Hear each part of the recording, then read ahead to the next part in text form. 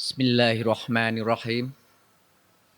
Innal hamdalillah nahmaduhu wa nasta'inu wa nastaghfiruh wa na'udzubillahi min shururi anfusina wa min sayyiati a'malina may yahdihillahu fala mudhillalah wa man yudhlil fala hadiyalah. Asyhadu an la ilaha illallah wa asyhadu anna Muhammadan abduhu wa rasuluh. Allahumma sholli ala sayidina Muhammad wa ala alihi wa sahbihi wasallam amma ba'du. Ayuhal hadirun rahimakumullah. Ittaqullaha haqqa tuqatih wa la tamutunna illa wa antum muslimun. Bismillahirrahmanirrahim. Wa ma khalaqna samaa wal arda wa ma bainahuma la'ibin. Al-ayah. Hadirin, marilah kita panjatkan puji dan syukur kehadirat Ilahi Robbi. Salawat kita sampaikan kepada Nabi besar Muhammad sallallahu alaihi wasallam. Pada kesempatan yang berbahagia ini, marilah kita selalu bersyukur atas nikmat yang telah diberikan Allah kepada kita. Sejak kita memiliki agama Islam yang mungkin diberikan atau dengan syariatnya diberikan oleh orang tua kita, atau dengan sengaja kita menemukannya lewat hidayah yang diberikan oleh Allah. Itu adalah sebuah syukur yang harus kita terima. Karena dengan keislaman dan iman yang kita miliki saat ini, kita bisa hadir di tempat yang berbahagia ini. Bersyukur pula syariatnya orang tua kita telah melahirkan kita ke bumi ini, memeliharanya ketika kita kecil, ketika kita tidak memiliki kemampuan apapun. Sejak dari kandungan dengan begitu beratnya, ibu kita mengandungnya 9 bulan dan melahirkan dengan penuh darah berlumuran. Dan kini kita sudah dewasa, kita sudah besar, kita sudah memiliki sebuah jalan tersendiri dengan kehidupan kita. Dan kita juga harus memilih ibadah kita seperti apa. Oleh karena itu berbahagia dan bersyukur pula kita hadir di tempat ini. Karena kita masih tetap diberi hidayah oleh Allah Subhanahu wa ta'ala. Dan kesehatan telah diberikan Allah kepada kita pula. Sehingga kita tidak harus berbaring di rumah sakit. Kita tidak harus menggunakan alat penambah oksigen. Kita tidak harus menggunakan peralatan lain membantu untuk kehidupan kita. Kita bisa dengan nyaman duduk di sini, di tempat yang berbahagia ini. Khotib tadi membacakan ayat ke-16 surat Al-Anbiya. Yang isinya mengenai ilmu pengetahuan. Yang ada di dalam Al-Quran begitu banyak ilmu pengetahuan disampaikan. Namun saya ambil surat Al-Anbiya ayat ke-19 tadi, yang menjadi tema khutbah kali ini. Di dalam surat Al-Anbiya itu tadi dimulai dengan wama. Dan tidaklah. Kholakna. Kholakna di sini kami ini dalam hal ini adalah Allah menciptakan. Kholakna. Naknya sebagai domir. Kholakna, kami menciptakan. Asama'a. Asama'a adalah langit. Disambung dengan wal ard dan bumi. Wama bainahuma dan segala yang ada di antara keduanya. Baina itu di antara keduanya, yaitu langit dan bumi. La'ibin, dengan bermain-main. Artinya di sini, di dalam surat yang sangat pendek ini Allah ingin menegaskan bahwa kita dan seluruh ciptaannya di muka bumi ini disiapkan dengan sangat detil dan tertata dengan sangat akurat. Sampai-sampai manusia yang mau berpikir seperti kita ini bisa meneliti dan meneliti keakuratan yang telah Allah ciptakan dengan menggunakan kata kun fayakun. Jadi dan jadilah terus menerus. Sekali Allah menciptakan maka dia akan berjalan sunatullah tadi. Perulangan dari setiap gerakan dan perubahan yang terjadi. Karena begitu presisinya maka manusia bisa membuat formulasi. Bisa membuat rumus dalam bentuk rumus-rumus yang sederhana. Sampai yang sangat rumit sekalipun. Rumus sederhana kalau para pemuda lagi sekolah sering mendengar EMC kuadrat yang diciptakan oleh Einstein. Begitu sederhananya tetapi dapat menjawab berbagai hal. Hukum Newton, F sama dengan MA, yang begitu sederhana. Sampai rumus-rumus yang sangat teliti untuk meneliti kapan bulan lurus dengan bumi dan matahari. Kapan hisab terjadi di bulan Ramadan, dan sebagainya dengan begitu complicated. Rumus Fourier, rumus segala macam yang begitu sulit, dapat diciptakan manusia karena hanya dengan meneliti bagaimana alam berperilaku. Bagaimana alam berbuat. Bagaimana alam telah dibuat begitu presisi oleh Allah dan tidak pernah berubah dalam ukurannya. Menghasilkan dari berbagai penelitian itu dikelompokkan jadi berbagai ilmu pengetahuan. Ada yang kita kenal menjadi ahli matematika. Ada yang ahli fisika. Ada ahli astronomi, ada ahli fisika nuklir, ada ahli elektronika, ada ahli nanoteknologi, ada ahli molekul, ada ahli DNA, ada ahli virus yang sekarang sedang banyak dipergunakan orang, ahli saraf, ahli pertanian, ahli processing, ahli konstruksi, dan sebagainya. Semua itu sebetulnya hanya menyontek daripada apa yang telah diciptakan Allah, tetapi diformulasikan dalam bentuk rumus. Dan rumus itu pun kemudian dipelajari di sekolah-sekolah. Sampai jadi memberi manfaat.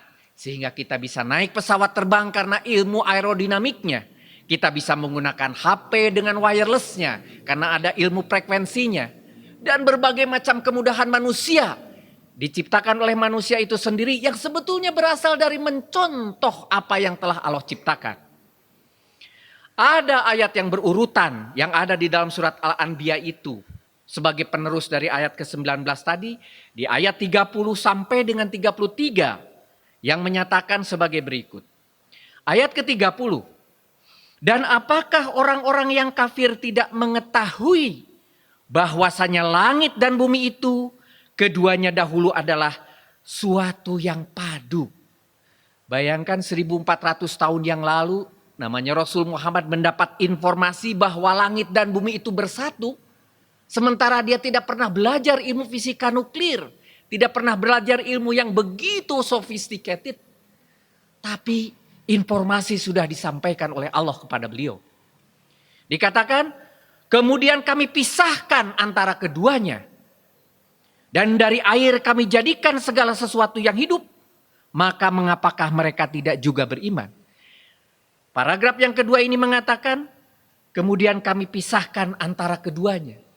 Para ahli astronomi sekarang menemukan bahwa sebetulnya bumi, bulan, matahari, berbagai isi dari tata surya sampai beberapa miliar galaksi semuanya adalah satu dan kemudian terpisah, terpecah menjadi masing-masing planet yang berputar, berotasi dengan jaraknya sendiri. Sampai saat ini kemudian kita menikmatinya di atas permukaan salah satu planet yang namanya bumi. Sudah Allah sampaikan. Dan disampaikan kepada Rasul 1400 tahun yang lalu tentang pemisahan alam semesta menjadi bumi dan langit. Dan dari air kami jadikan segala sesuatu yang hidup. Belum ada pada saat itu mengetahui bahwa segala sesuatu yang hidup dimulai dari air. Baik tumbuhan yang menyedot air lewat akarnya.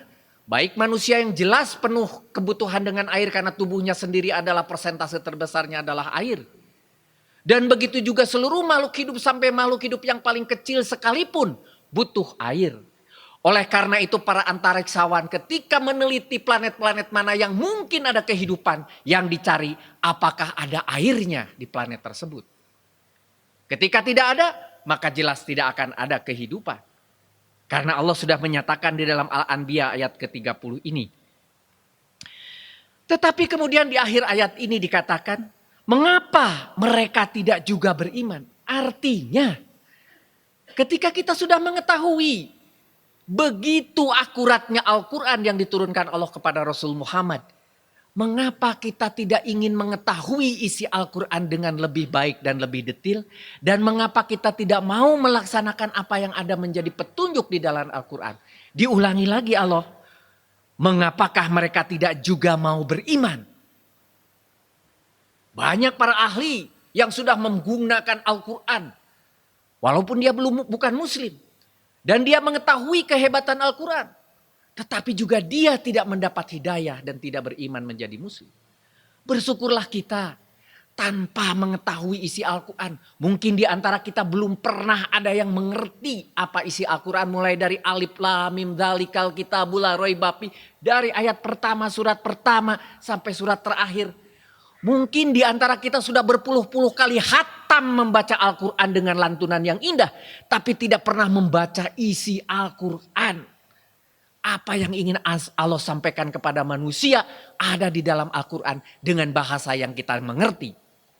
Karena kebetulan Al-Quran berbahasa Arab. Maka tentunya kita berkewajiban untuk mengerti juga bahasa Arabnya. Kalau demikian dan waktu sudah mepet, umur kita sudah keburu tua, langsung saja kepada terjemahnya. Atau ditambah dengan tafsirnya. Ditambah para ustadz yang lebih mengerti untuk menggaidnya. Banyak cara sebetulnya untuk kita ingin mengetahui isi Al-Quran. Mudah-mudahan saja di antara kita ada yang sudah khatam satu Al-Quran dibaca artinya. Mudah-mudahan. Karena begitu jarang di antara kita. Bahkan justru para ilmuwan yang bukan orang Islam membaca Al-Quran dengan sangat detail. Titik, komanya. Tetapi muslimnya hanya makhrajnya saja. Hanya harokatnya saja yang dipelajari. Mari kita teruskan dengan surat Al-Anbiya. Selanjutnya ayat ke-31 dikatakan di sana. Dan telah kami jadikan di bumi ini gunung-gunung. Dengan kokoh. Supaya bumi ini tidak goncang bersama mereka. Dan telah kami jadikan pula bumi itu jalan-jalan yang luas agar mereka mendapat petunjuk. Ternyata benar bahwa gunung itu terdiri dari bebatuan yang kuat. Dari gabbro, andesit, dan benda-benda batu-batu yang sekarang kita pakai untuk lantai-lantai di hotel, di masjid-masjid yang bagus-bagus. Yang kita lihat sebagai granit atau andesit dijadikan kekuatan jalan. Atau dipakai campuran untuk semen, untuk bangunan. Itu semua adalah berasal dari gunung. Dan gunung yang berubah menjadi satu kesatuan dan menujam sampai ke dasar bumi. Itu adalah bagian dari untuk memperkokoh bumi ini agar tidak bergeser. Mereka yang rumahnya di pinggir, mereka yang rumahnya mempunyai kemiringan, maka yang dicari adalah batuan-batuan keras seperti gunung. Kalau sudah ketemu dengan dibor, dijadikan pondasi, barulah berani membuat bangunan di atasnya. Dan kemudian juga jalan-jalan yang luas. Allah menciptakan gunung kemudian menghancurkannya dengan air hujan. Dengan angin sampai berubah menjadi pasir, berubah menjadi clay, berubah menjadi tanah liat. Dan tanah-tanah yang datar tadi akibat sedimentasi dijadikan jalan oleh manusia. Lebih nyaman karena tidak perlu ada di pinggir-pinggir daripada lereng. Oleh karena itu Allah sudah sampaikan di dalam ayat ke-31 tadi. Di ayat 32-nya dikatakan, dan kami menjadikan langit itu sebagai atap yang terpelihara. Sedangkan mereka berpaling dari segala tanda-tanda kekuasaan Allah yang terdapat padanya. Apa maksud daripada atap? Kita tahu setiap atap ada tiangnya. Tapi langit adalah atap tanpa tiang. Bagaimana kita bisa mendefinisikan itu sebagai atap? Buktinya pada saat air menguap dari laut. Pada saat air menguap dari danau atau dari sungai. Berubah naik ke permukaan jadi H2O yang berbentuk uap. Naik ke atas karena temperatur dingin. Sampai minus 60 derajat. Dan kemudian dia tertahan di permukaan bumi. Kira-kira ketinggian 8 km atau 8.000 meter. Dan tidak pernah bisa naik lagi. Bagaikan atap penghalang. Yang namanya awan tidak bisa kemudian naik dan lepas meninggalkan bumi. Dia akan kembali dalam bentuk hujan. Dia akan kembali dalam bentuk hujan es. Dia akan kembali ke bumi. Tidak ada satu tetes H2O pun yang lepas dari muka bumi ini. Dan Allah sudah menciptakan semua mekanismenya itu dengan satu kata, kun fayakun. Terjadilah perubahan dari air menjadi uap, menjadi panas, menjadi dingin kembali di permukaan jadi es dan kemudian jatuh kembali ke bumi. Itu adalah bagian dari proses yang telah Allah ciptakan sebelumnya. Maka Allah katakan di situ di dalam ayat ke-32, sedangkan mereka berpaling dari segala sesuatu tanda-tanda kekuasaan Allah yang terdapat padanya. Artinya, apabila kita sudah mengetahui tanda-tanda tersebut dan kita masih berpaling, Allah mengingatkan di dalam ayat ke-32 ini. Tapi permasalahannya, kita pun tidak pernah membaca Al-Quran isinya yang mengerti. Sehingga tidak pernah mengerti juga ada tanda-tanda yang tertulis di dalam Al-Quran. Tapi setidaknya saudara bisa membaca kauniyah. Tanda-tanda yang ada terlihat oleh mata, tersentuh dengan tangan. Adanya angin tidak terlihat tapi ada terasa oleh tangan. Adanya pohon bisa terlihat karena ada pantulan sinar dari matahari terhadap pohon. Itu semua adalah tanda-tanda dari Allah juga. Kalau tanda-tanda Allah yang ditulis di dalam Al-Quran hanya sedikit. Apa yang diucapkan Allah dibungkus dalam bentuk Al-Quran. Hanya 30 juz. Tetapi tanda-tanda yang terbuat oleh tangan Allah. Berupa pohon, berupa tanah, berupa batu, berupa angin, berupa matahari, berupa planet. Itu semua adalah tanda-tanda kauniyah yang lebih besar. Kalau ditulis pasti lebih tebal dari Al-Quran. Apakah kita melakukannya? Apakah kita pernah melakukan tadabbur terhadap alam semesta ini? Itu pun adalah tanda-tanda yang harus kita pelajari. Di dalam Al-Anbiya ayat ke-33 dikatakan, dan dialah yang telah menciptakan malam dan siang, matahari dan bulan. Masing-masing dari keduanya itu beredar di dalam garis edarnya. Matahari dengan diameter sendiri, bulan dengan diameter sendiri, dia tidak akan pernah bertabrakan dengan bumi, memiliki gravitasi gaya tarik tersendiri. Jadi kalau saya ulangi kembali ulasannya pada ayat ke-30 adalah firman tentang kejadian alam semesta yang dalam bahasa ilmiah modern saat ini dikenal dengan istilah Big Bang. Big Bang ini sangat terkenal dari para ilmuwan dan itu sudah ada di dalam Al-Quran. Juga difirmankan tentang air sebagai dasar dari segala awal kehidupan. Kedua firman Allah tersebut kini menjadi dasar dari berbagai penelitian, petualangan ilmiah, dan eksplorasi alam semesta. Pada ayat ke-31 tadi disitir tentang gunung yang sengaja Allah ciptakan untuk membuat tanah lebih stabil. Dengan kekuatan batu hasil dari terbentuknya gunung yang menghasilkan lava yang mengeras. Begitu juga pasir dan tanah yang terhampar setelah terkena erosi dan sedimentasi menjadikan lahan yang luas dan datar.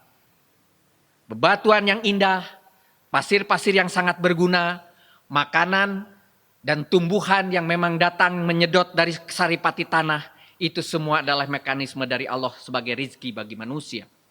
Pada ayat ke-32 disampaikan langit yang begitu kokoh dan teratur, walau tidak pakai tiang, sehingga fungsinya seperti sebuah atap yang indah.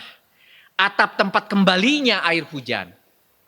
Kemudian mekanisme gaya atau gaya tarik yang dipelajari oleh para ahli fisika modern menyatakan bahwa diameter suatu massa akan membentuk gaya yang setara dengan diameternya. Bumi, bulan, planet lain memiliki gaya tarik tersendiri. Sehingga ketika bulan lebih kecil, para astronot jalannya pun bermudah dia melayang.